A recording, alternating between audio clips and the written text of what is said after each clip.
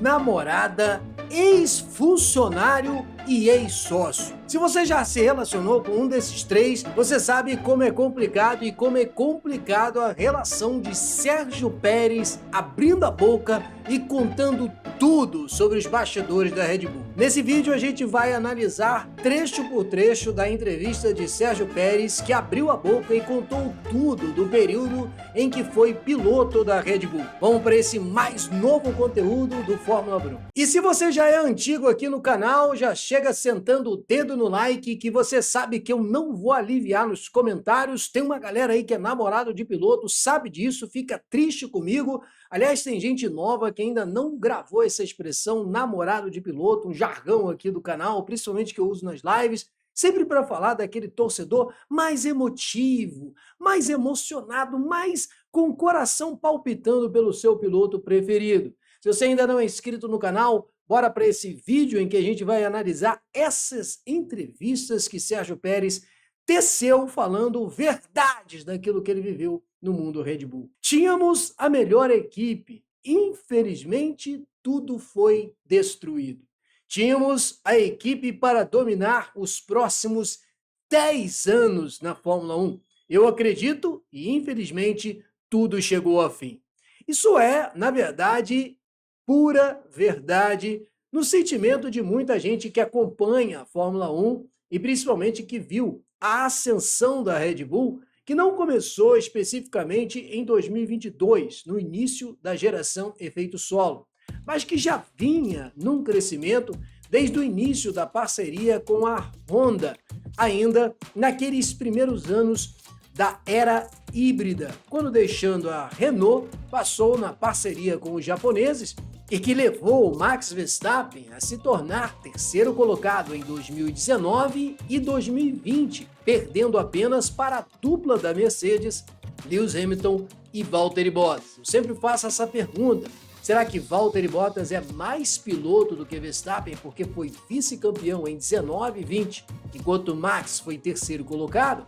Na verdade, limitado ainda por um carro não dominante, mas em ascensão, Verstappen foi mostrando que era forte candidato a se tornar campeão da Fórmula 1, o que aconteceu naquela temporada de 2021, que causa arrepios em muitos namorados de piloto. Mas aquele time, liderado por Christian Horner e principalmente na parte técnica pelo maior vencedor da história da Fórmula 1, Adrian Newey, ainda contava com nomes como o próprio Bob Marshall, que hoje é o diretor técnico de design da McLaren. Trabalhava também com Jonathan Whitley, chefe de equipe da atual Audi. Também com Dan Fellows, aerodinamicista, que foi para a equipe Aston Martin e agora retorna para a família pela Racing Bull. Também Peter Prodomou, que trabalha como aerodinamicista na área de túneis de vento com a McLaren. Eu poderia ficar listando vários engenheiros que saíram do time Red Bull, o que torna essa frase de Checo Pérez uma verdade. O melhor time que poderia liderar por 10 anos quase acabou por fim perdendo o melhor piloto da atualidade, Max Verstappen, que ensaiou um namoro com a Mercedes e com a Aston Martin. Checo Pérez ainda disse: mas eu estava na melhor equipe. Uma equipe complicada, não é? Porque ser companheiro de equipe do Max já é muito difícil. Porque ser companheiro de equipe do Max na Red Bull é o pior trabalho que existe na Fórmula 1 de longe. Eu não tive uma carreira como piloto profissional, mas corri com pilotos profissionais no meu amadorismo e eu sempre fui perguntado sobre isso. Você prefere correr como piloto numa equipe com o melhor piloto ou não? E eu, sinceramente, sempre preferi que tivesse os melhores pilotos ao meu lado, porque você tem a oportunidade de aprender como ele faz um setup, como ele trabalha. Tive no meu automobilismo amador a possibilidade de conhecer muita gente boa, aprendi bastante. Portanto, correr ao lado de Verstappen tem essa vantagem, mas também você tem que estar psicologicamente preparado para essa circunstância. Tomada aquilo que Adrian Newey fala sobre o carro, não é possível, nem por força do regulamento, fazer um carro específico para um piloto. O carro é feito pensando no regulamento, palavras de Adrian Newey que eu já mostrei em vários conteúdos aqui do canal, por força do regulamento. Não é possível fazer um chassi para um piloto e outro para o outro piloto. Na verdade, cada piloto consegue se adaptar mais rápido e melhor do que o outro.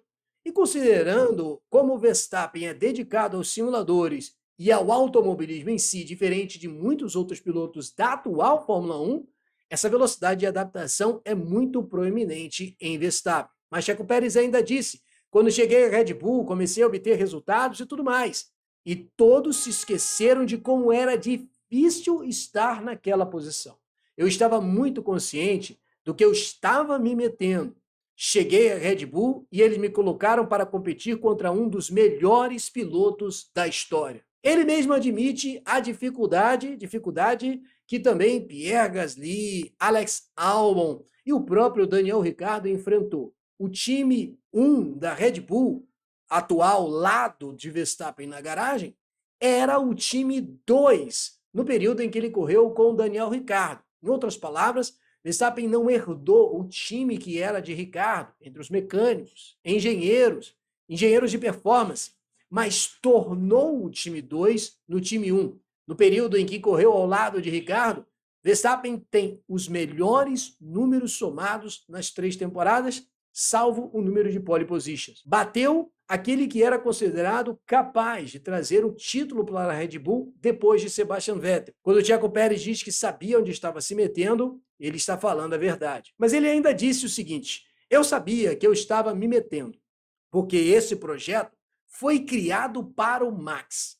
Quando me sentei com o Christian pela primeira vez, ele me disse: olha, vamos correr com 2 carros porque precisamos correr com 2 carros. Mas esse projeto foi criado para o Max. O Max é o nosso talento, ok? Sempre foi assim na Red Bull desde o período Vettel. Na verdade, Helmut Marko sempre está procurando um piloto capaz de ser múltiplas vezes campeão. Existe um cálculo que eu sempre costumo fazer aqui no canal perguntando quantos pilotos você acredita que tem cerca de 10 vitórias na Fórmula 1. Dos quase 780, mais ou menos, pilotos na Fórmula 1, cerca de 3,4% dos pilotos têm 10 vitórias. Valtteri Bottas, próprio Rubens Barrichello, Felipe Massa, somente 3,4% tem 10 vitórias. Isso representa, na verdade, o rodapé desse triângulo de pilotos da Fórmula 1. Depois você tem um outro celeiro que está mais no topo, entre os quais Prost, Vettel, Verstappen, Senna e também Schumacher, Hamilton, com grandes números de vitória. Na verdade, o que a Red Bull sempre procurou é aquele piloto capaz de ser múltiplas vezes campeão. E nesse sentido é que Christian Horner diz essa frase, até porque, por força do regulamento e por força também da maneira como Adrian Newey sempre disse que é trabalhado, é impossível fazer um carro específico para um piloto. E isso, na verdade, não é muito aceito pelo pessoal, mas se tratando da parte técnica, é uma verdade, é um fato e até mesmo por força do regulamento. É como se Carlos Slim, um dos homens mais ricos do mundo, montasse uma equipe e eu fosse o piloto dele, e ele contratasse um holandês. Seria a mesma coisa. Ou seja, Sérgio Pérez está mostrando que não há melindre nesse sentido. É uma questão de marketing, uma questão comercial, e não uma questão técnica, da montagem específica do projeto do carro. Então, era nisso que eu estava entrando, e eu tinha plena consciência disso. Eu disse a ele: não importa, nessa equipe vou desenvolver o carro, vou dar suporte ao carro, vou dar suporte à equipe, realmente fazendo o trabalho de segundo piloto. Em 2022, quando o carro saiu muito pesado por engano, tínhamos um carro muito pesado, com distribuição de peso muito para frente, certo? Então ele ficou muito mais estável. Era exatamente o que eu estava buscando. A facilidade de ter um carro mais estável e, portanto, com a chamada dirigibilidade mais previsível, fez com que as coisas nivelassem por baixo. E com isso, Sérgio Pérez começou a se destacar um pouco mais na equipe. Na medida que se procura desempenho e você procura o ápice da performance, e os detalhes é que fazem a diferença, Sérgio Pérez começa a se perder no desenvolvimento e Verstappen começa a aparecer.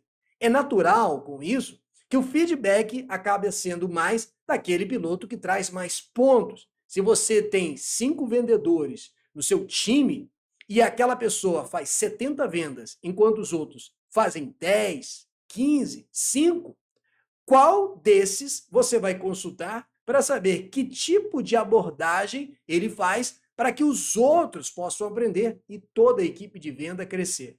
A resposta é óbvia, e foi essa resposta que a Red Bull apresentou durante todo esse processo. Então, naquele momento do início de 2022, me lembro que no simulador eu era mais rápido que o Max e já chegava aos fins de semana de corrida pensando em vencer. E tudo acontecia automaticamente. Como piloto, quando você não precisa pensar em como pilotar, no que o carro vai fazer, tudo acontece automaticamente. E nessa previsibilidade do carro, nivelado por baixo, ainda que seja um carro de alto nível, Sérgio Pérez pôde mostrar o seu talento. Mas na medida que o carro foi ganhando desempenho e o ápice e a curva de performance começou a ficar mais estreita, apareceu o talento de Max, enquanto o de Sérgio Pérez não conseguiu acompanhar esse processo. Então, tínhamos um carro talvez não fosse tão ao estilo do Max. E em 2022, comecei a lutar pelo campeonato com ele, até as atualizações chegarem. Eu conheço uma história um pouco diferente da temporada 2022.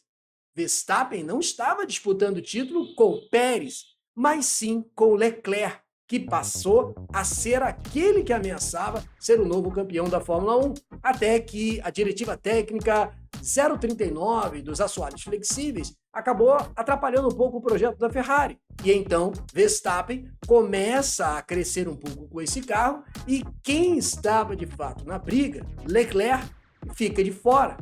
Eu vejo uma história um pouco diferente nesse aspecto. Não sei o que você acha, mas eu não me lembro de Verstappen disputando um título com o Pérez, mas com o Leclerc em 2022. Quando as atualizações chegam, a equipe tem uma direção muito clara a seguir. E aí que começam os problemas. Como já não sei o que o carro vai fazer na curva, a tal previsibilidade de um carro muito pesado some, começo a pensar em como evitar uma batida. E aí as batidas acontecem. Os acidentes começam, você não tem 100% de controle. Mas por que então, num carro menos previsível, num carro mais arisco, mais leve, mais competitivo, Verstappen tem 100% do controle, enquanto Pérez não? E aí é que entra o diferencial de pilotos para pilotos, mesmo aqueles que estão na mesma garagem, uma história que a gente já acompanhou durante muitos anos na Fórmula 1. Então, a mesma coisa aconteceu em 2023, o ano do RB19, o carro mais dominante da história da Fórmula 1. A equipe construiu um carro muito mais estável para ambos os pilotos e eu começo a lutar pelo campeonato com o Max. Ele ganha uma corrida, eu ganho outra, ele ganha uma, eu ganho outra, o que significa que em 4 corridas ele ganhou 2 e eu ganhei 2. Estávamos muito parelhos. Em um campeonato de mais de 20 e tantas corridas, você achar que em 4 corridas significa estar parelho é ter uma leitura um pouco estranha do campeonato. À medida que o campeonato segue, essa diferença vai se tornando maior. No início de uma disputa, num campeonato brasileiro de futebol, você vai ver muitos times que vão cair para a segunda divisão, próximos daqueles que vão se tornar os candidatos a se classificar para a Libertadores. Talvez, quando o Sérgio Pérez faz essa análise no início do campeonato, a sua leitura não parece uma interpretação muito correta. Então, as atualizações começaram a chegar e quando chegamos a Barcelona, passei a ser 1 segundo por volta mais lento. Eu não tinha mais o controle do carro. Então, toda essa pressão começou. Toda essa pressão que foi muito difícil, porque, bem, a culpa é do piloto, certo? O que é mais estranho nessa frase é que se a atualização chega e o carro começa a ser mais dominante do que todos os outros rivais, por que está errado esse tipo de atualização? Afinal de contas, o piloto está mostrando que essa atualização está tornando o carro cada vez mais competitivo. Compete sim a um piloto a capacidade de se adaptar, e quando você tem uma janela de performance mais estreita, de fato, fica mais difícil ter esse controle. Tomadas as devidas proporções, eu me lembro muitas vezes de ter quebrado o equipamento num sábado e precisar de um equipamento totalmente diferente para mim no domingo. A dificuldade de adaptação é óbvia nas primeiras voltas, mas isso é a vida do piloto. O que não dá para acreditar é que Sérgio Pérez está reclamando de atualizações que tornaram o carro mais competitivo, e ele dizendo que esta competitividade crescente foi o motivo dele não conseguir ter o controle do carro. Porque você não está concentrado, porque está fazendo muitos comerciais e porque está envolvido em outras coisas. Isso aqui parece uma desculpa extremamente esfarrapada, porque a gente não vê Verstappen, por exemplo, ser muito midiático, faz algumas propagandas e comerciais, mas não na proporção de muitas outras estrelas do próprio automobilismo e do esporte. Por que então não fazer como George Russell, que na renovação de contrato com a Mercedes pediu justamente menos tempo de mídia e mais tempo de simulador, menos tempo de propaganda e mais tempo com os engenheiros, algo que ele fez valer no contrato e que inclusive fez esse contrato ser adiado até que foi renovado no final de 2025 com essas cláusulas que ele mesmo cita em algumas entrevistas. Assim que não consegui apresentar resultados, eles me disseram: você precisa de um psicólogo, tem que consultar um psicólogo. Um dia cheguei na fábrica e me disseram: temos uma conta para você, 6.000 libras pelo psicólogo. Então eu disse: vocês podem enviar para o Helmut, ele vai pagar. Eram 6.000 libras por uma única consulta. Então o Helmut perguntou: e aí, como foi? Eu disse: perfeito. Com essa sessão, está tudo resolvido, ironizando. E foi assim que continuamos por 3 anos, certo? Curado por essa psicóloga, logo os resultados vão aparecer. A terapia funcionou. E durante a entrevista ele diz esse trecho num tom de ironia com relação ao psicológico. Na verdade, o Dr. Helmut Marko sempre foi alguém que fez muita pressão de fato sobre os pilotos. Mas nos últimos 12, 15 anos da Fórmula 1, a Red Bull foi a equipe que mais promoveu pilotos nível Fórmula 1. Se você olhar para todas as outras equipes, você vê pilotos formados pela academia Red Bull, ingressados em todas as equipes. Você teve Sebastian Vettel, Daniel Ricciardo, Pierre Gasly, Alex Albon, Carlos Sainz, o próprio Tsunoda, Liam Lawson, Verstappen.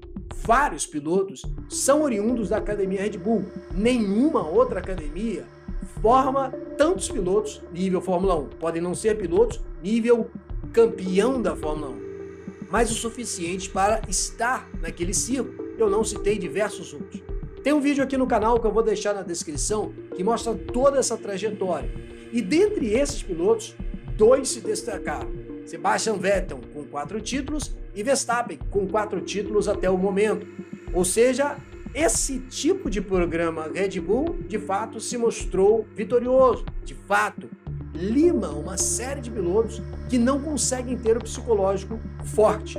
Mas na Fórmula 1, psicológico forte é quase roupa, capacete, balaclava e luva. Procurei ajuda em todos os lugares, mas no fundo eu sabia perfeitamente que quando você tem um carro e fica pensando no que vai acontecer, no que ele vai fazer, em qual curva você vai bater, você não consegue ir rápido.